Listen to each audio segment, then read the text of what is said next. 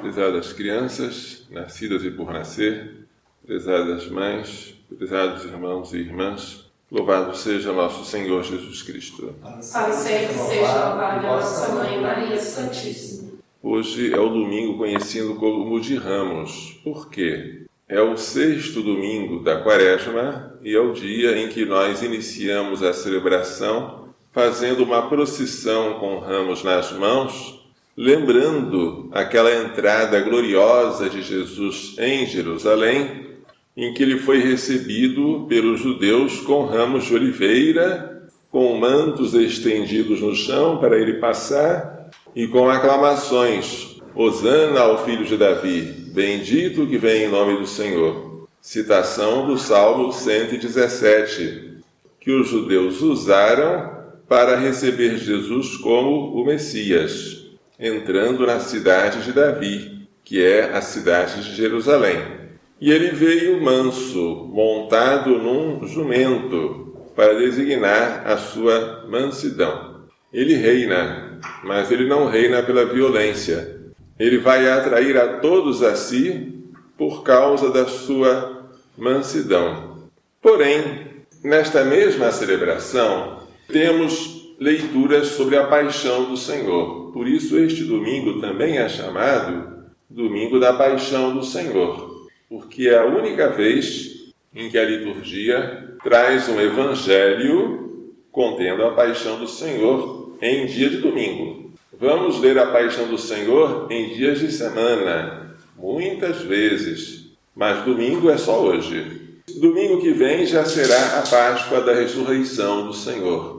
Não falaremos mais da sua paixão. Hoje, porém, o Evangelho fala de maneira detalhada e minuciosa do que aconteceu de Jesus desde a sua paixão até a sua morte e sepultura. A leitura primeira de hoje é tirada do profeta Isaías. É o 3º canto do servo do Senhor. O livro de Isaías tem um personagem misterioso chamado Servo do Senhor. Ninguém sabe quem é ele. Ele aparece 4 vezes. Aqui é a 3ª vez em que ele aparece. E ele aparece como alguém que serve a Deus, que é um discípulo obediente de Deus, que faz a vontade de Deus e que sofre na sua obediência. O Senhor Deus deu-me a língua adestrada, para que eu saiba dizer palavras de conforto à pessoa abatida. Este servo, portanto, sabe falar para consolar. Cada manhã ele me abre o ouvido, para prestar atenção como um discípulo. Este servo obedece o Pai. O Senhor abriu meus ouvidos, e eu não resisti, não voltei atrás. Ele é obediente. Obediente até ao sofrimento, e dirá depois São Paulo, até a morte. Ofereci as costas para me baterem, as faces para me arrancarem a barba. Não desviei o rosto de bofetões e cusparadas. Parece que estamos lendo aqui Jesus sendo flagelado e coroado de espinhos. É por isso que o profeta Isaías era chamado por São Jerônimo o evangelista do Antigo Testamento. Mas o Senhor Deus é o meu auxiliador. Não deixei abater o ânimo. Conservei o meu rosto impassível como pedra, porque sei que não sairei humilhado. O salmo que nós lemos em seguida é o Salmo 21, um dos salmos que Jesus recitou na cruz. Meu Deus, por que me abandonastes? É o salmo de alguém que se sente abandonado por Deus. Embora Deus não abandone ninguém, muito menos o seu Filho. Porém, Jesus quis assumir em si a dor de sentir-se abandonado em expiação pelos nossos pecados. E o Salmo canta coisas que têm tudo a ver com a paixão do Senhor. Eu fui rodeado por um bando de malvados, transpassaram as minhas mãos e os meus pés. Eu posso contar todos os meus ossos. Eles repartem entre si as minhas vestes e sorteiam entre eles a minha túnica. Tudo isso, já no Antigo Testamento, prefigura a paixão do Senhor. A segunda leitura, tirada da carta de São Paulo aos Filipenses, é muito bonita. São Paulo está tão alegre, embora escreva esta carta da prisão, que ele diz: se quereis, ó Filipenses, tornar completa a minha alegria, tende um só coração, um só espírito, sede concordes, buscai a unidade, afastai tudo que vos desune. Aí São Paulo dá o modelo. Tende em vós os mesmos sentimentos de Cristo Jesus, ou seja, sede humildes, obedientes. Fazei o que ele fez, para que haja unidade na igreja. Ele, existindo em condição divina, não fez do seu ser igual a Deus uma usurpação. Ele não se apegou a ser igual ao Pai, mas ele esvaziou-se de si mesmo. Esta palavra é muito importante, o esvaziamento de Jesus. E assumiu a condição de um escravo, que é a nossa natureza humana. Sem deixar de ser Deus, ele se tornou homem. Como homem, ele não parece Deus, mas encontrado em aspecto humano, ele humilhou-se ainda mais, fazendo-se obediente até a morte e morte de cruz. Quando Jesus está crucificado, nem homem ele parece um verme. Todos que olham para ele balançam a cabeça, têm repugnância, ele está desfigurado até em sua humanidade.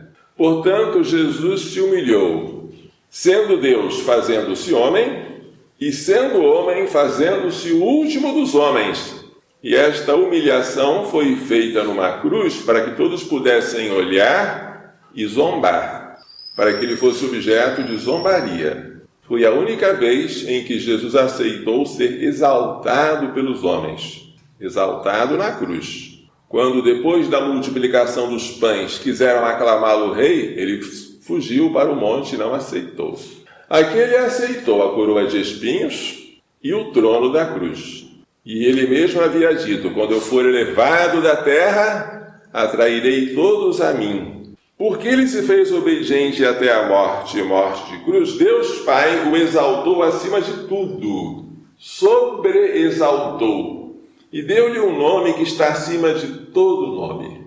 Este nome é Senhor. O nome com que Jesus é tratado após a sua ressurreição, para que ao nome de Jesus todo joelho se dobre, no céu, na terra e nos abismos, e toda língua proclame Jesus Cristo é o Senhor, para a glória de Deus Pai.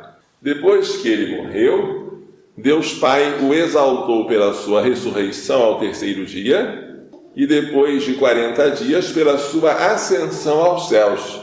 E agora, também como homem, ele é adorado. Antes, ele era adorado como Deus.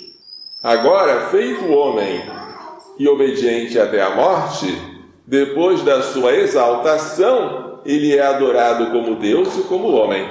Todos adoram Jesus. E esta é a grande prova dos anjos. Adorar a Deus na condição humana. Uma humilhação que Satanás não aceitou, mas que os anjos bons aceitaram.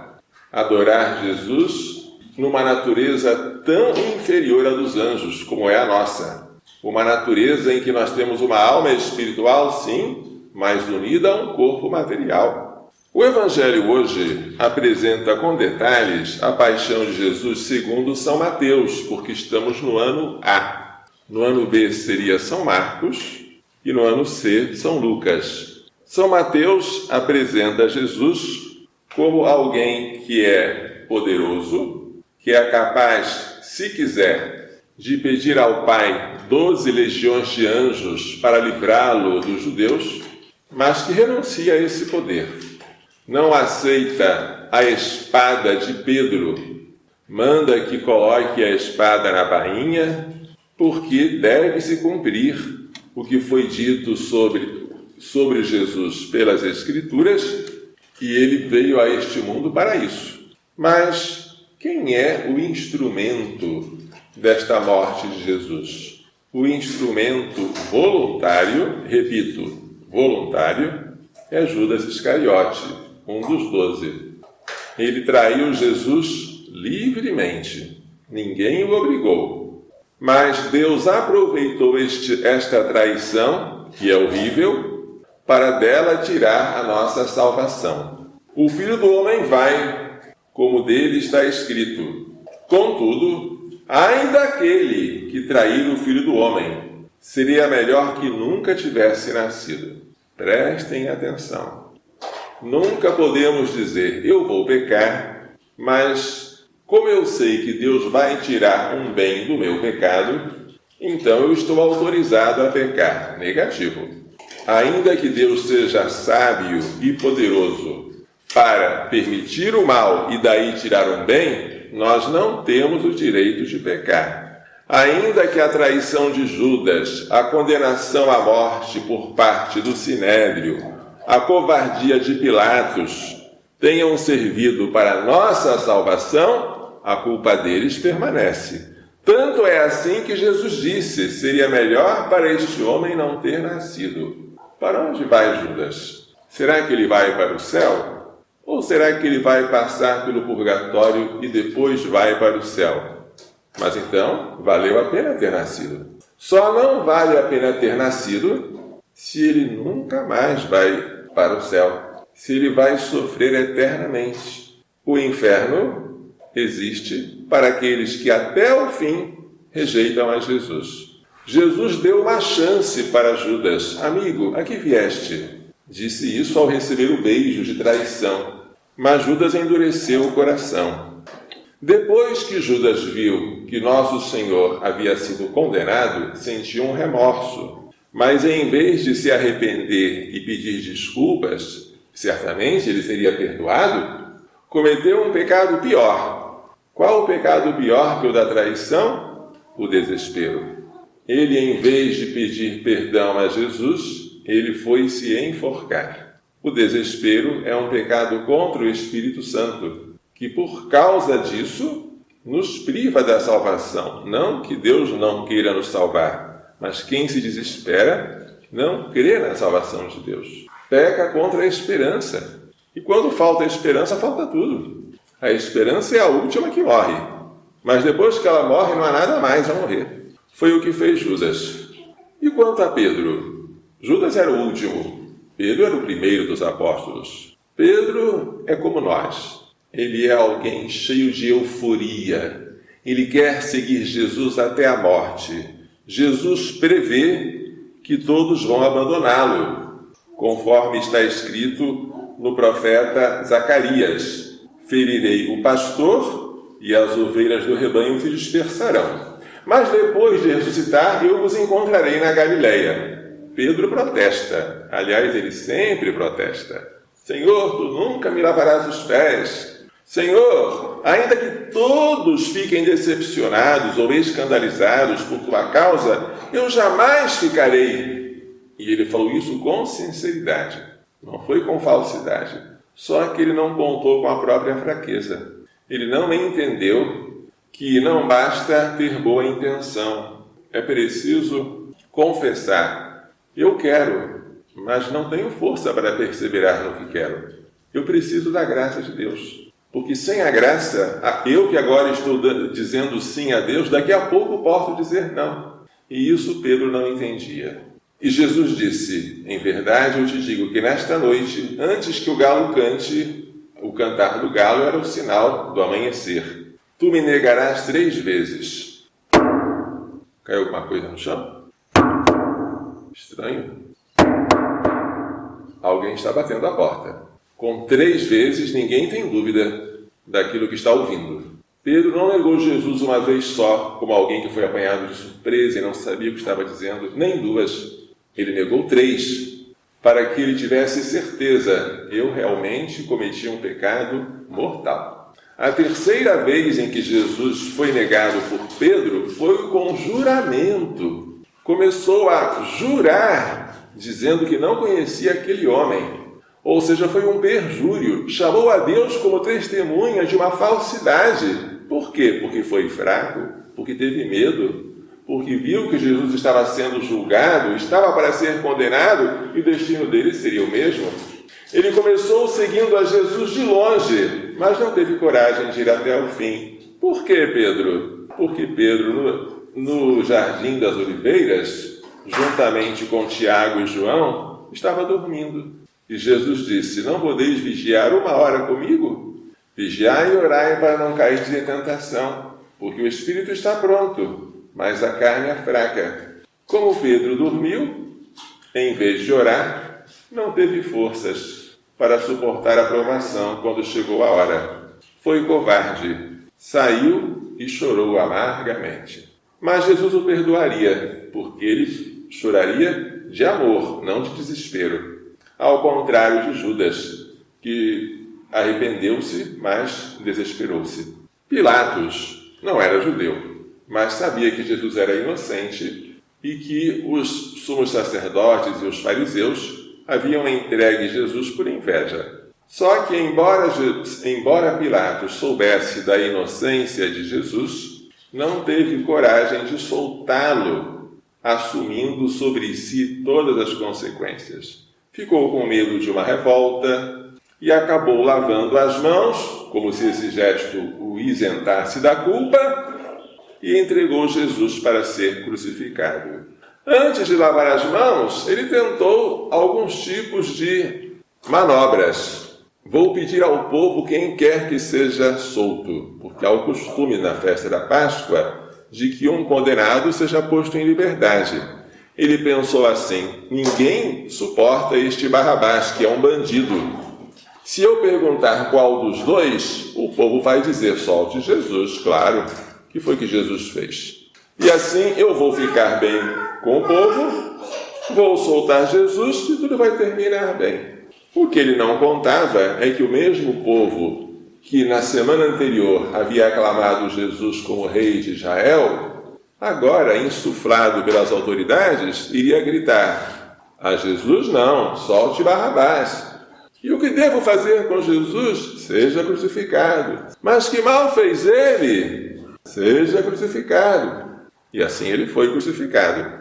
Como ele estava muito fraco, não conseguiu sozinho carregar a cruz. Mas um homem de Cirene, chamado Simão, por isso chamamos Simão Cirineu, foi escolhido para carregar a cruz. Interessante que este homem voltava do campo. Deveria ser conhecido pela comunidade cristã, porque ele é citado em outro evangelho como sendo o pai de Alexandre e Rufo. O que eu não sei é o que foi que ele sentiu quando foi chamado para carregar a cruz de Jesus. Se ele voltava do campo, ele queria descansar, tomar banho. Quando o soldado veio para impor sobre ele a cruz, talvez ele não tivesse consciência de como era grande a sua honra de carregar a cruz do Redentor do mundo. Talvez ele não soubesse que ele era a única pessoa naquele momento que poderia consolar o coração imaculado de Maria, porque Nossa Senhora, que estava vendo aquilo tudo, não podia carregar a cruz do filho dela, mas Simão podia. Tantas vezes nós somos convidados a carregar a cruz de Jesus, e como é horrível nós dizermos não, nós demorarmos a dizer sim, na esperança de que um outro carregue em nosso lugar, ou nós aceitarmos carregar, mas contrafeitos, sem alegria. Que Deus nos livre de fazer isso. Que sejamos prontos e alegres em carregar a cruz quando ela nos é oferecida. Quando chegaram ao topo do monte chamado Calvário, que também se diz Gólgota e significa lugar da caveira ou lugar do crânio, crucificaram-no. E além de crucificar, zombavam dele. Tu ias destruir o templo e construí-lo de novo em 3 dias? Salva-te a ti mesmo. Se és o Filho de Deus, desce da cruz. Salvou a outros, não pode salvar a si? É rei de Israel? Desça agora da cruz e acreditaremos nele. Não é verdade. Se Jesus descesse da cruz, não acreditariam nele. Assim como não acreditariam mesmo depois que ele ressuscitasse ao 3º dia. Quando você não quer crer, não há nada que faça você crer. Confiou em Deus, que o livre agora, se é que Deus o ama. Esta frase está citada ao pé da letra no livro da sabedoria, sobre a perseguição do justo. E também um dos ladrões, o insultava, um dos ladrões que havia sido crucificado com ele. São Mateus não fala aqui do episódio do ladrão arrependido, que só São Lucas narra. Depois, pelas 3 horas da tarde, a hora da misericórdia, Jesus deu um forte grito em aramaico: meu Deus, por que me abandonaste? E como se diz, Eli, Eli, lama sabachthani, Eli quer dizer meu Deus, e ele parece com Elias, que significa Javé é meu Deus. Disseram, ele está chamando Elias. Vamos ver se Elias vem salvá-lo. Um deles pegou uma esponja, ensopou-a em vinagre e deu-a para ele beber. Por quê? O vinagre era como um narcótico. Serviria para tentar aliviar a dor. Jesus então deu um forte grito e entregou o Espírito. Entregar o Espírito tem 2 significações. Morrer, que é o sentido mais óbvio, e fazer descer sobre nós o Espírito Santo. O Espírito Santo foi conquistado por Jesus pela sua morte na cruz. Antes de morrer, não havia a vinda do Espírito Santo. Mas quando Jesus morreu, conquistou para nós o Espírito Santo e mandou que os discípulos o esperassem, reunidos em Jerusalém com Nossa Senhora. Bem, a cortina do santuário se rasgou, o véu. Isso significa agora que nós temos acesso ao Pai por meio de Jesus Cristo. Agora o pecado de Adão foi redimido. A nossa natureza, que é a mesma de Cristo, a natureza humana, foi resgatada. E nós temos capacidade de receber a graça e depois a glória, a visão de Deus face a face. Quando o oficial e os soldados viram o terremoto e tudo o que havia acontecido, ficaram com medo e disseram, ele era mesmo o Filho de Deus. São Mateus fala de algumas mulheres, não fala de Nossa Senhora, que só São João fala, mas ele fala de Maria Madalena, de Maria, mãe de Tiago Menor e de José, e da mãe dos filhos de Zebedeu, que se chamava Salomé. Os filhos de Zebedeu são Tiago e João. Segundo São Mateus, elas ficavam olhando de longe. Todo mundo aqui guarda uma distância de segurança. É difícil acompanhar Jesus de perto. O medo é grande, a covardia prevalece. Na hora em que Jesus é julgado, condenado e morto, onde estão os que antes estavam sempre próximos dele? Depois que Jesus morreu, um homem rico, que era amigo de Jesus, José de Arimateia, procura Pilatos e pede o corpo de Jesus para sepultá-lo em um túmulo novo, que ele havia feito cavar na rocha. Ninguém havia sido sepultado ainda naquele túmulo. Jesus foi sepultado, Maria Madalena e a outra Maria ficaram ali sentadas diante do sepulcro. E agora? Terminou a morte do Senhor. Sexta-feira. Dia seguinte é sábado. E os sacerdotes dizem a Pilatos, cuidado, governador, porque este impostor, quando estava vivo, disse que iria ressuscitar ao 3º dia. É melhor colocar soldados para guardar o túmulo, para não acontecer que os discípulos venham roubar o corpo e depois dizer que ele ressuscitou. E assim a impostura dele se torne pior do que a primeira. E Pilatos disse, vós, sacerdotes, tendes a própria guarda. Fazei como queres. Então os sacerdotes vigiaram o sepulcro com os seus guardas. Lacraram a pedra com segurança e montaram guarda. E assim termina hoje o Evangelho de São Mateus. Com a tristeza da morte, com a covardia, a traição e a fraqueza de muitos, com o distanciamento de quase todos e com a espera da ressurreição. Quem sabemos com certeza que estava esperando mesmo a ressurreição? Só uma pessoa, Maria Santíssima. Os outros vão sentir surpresa quando Jesus ressuscitar, como se fosse novidade, embora Jesus tivesse anunciado 3 vezes. Por enquanto, tudo é escuridão, tudo. E este domingo de hoje nos recorda como Jesus nos amou até o fim, como Ele não fez como tantos de nós faz. Eu aceito uma ofensa, aceito 2, mas 3 não, é demais, minha paciência tem limites. Eu não suporto ser ofendido tanto. Jesus não pôs nenhum limite àquilo que ele sofreu. As humilhações que ele recebeu, a dor, a angústia, aceitou tudo, para mostrar que de fato devemos perdoar 70 vezes 7 vezes, que devemos obedecer não só até a dor, mas até a morte, e que é pela obediência que nós ajudamos Jesus a salvar o mundo. Não há outro caminho, foi o que ele percorreu e o que ele nos ensinou a percorrer. Daqui a pouco Jesus vai ressuscitar e nós vamos celebrar isso no domingo próximo. Mas por ora, neste domingo, que é conhecido como da Paixão, devemos meditar sobre a nossa própria incoerência, sobre a nossa fraqueza, sobre os nossos pecados e devemos dizer: Senhor, eu quero estar sempre contigo.